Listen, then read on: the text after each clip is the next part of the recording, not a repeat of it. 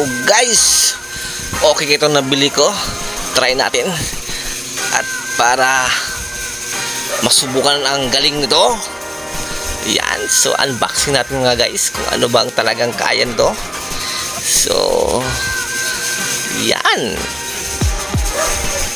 try natin guys, buksan guys. So syempre pati ng kutsilyo para buksan. So ito na, mabigat siya guys, mabigat. Yan, yes, yung lagyan ng hose. So mahirap i-twist para hindi kayo ma-apeke sa sa paglagay ng hose. So konting silip lang kung meron bang mga sira. Check natin. Yan, kung may singaw ba. So okay naman siya, chinek ko. Napakaganda. Try natin to kasi hindi na makaya ang order guys. Kailangan natin ng dagdagan. Yan, tingnan nyo naman, magandang apoy guys. Napakaswabe.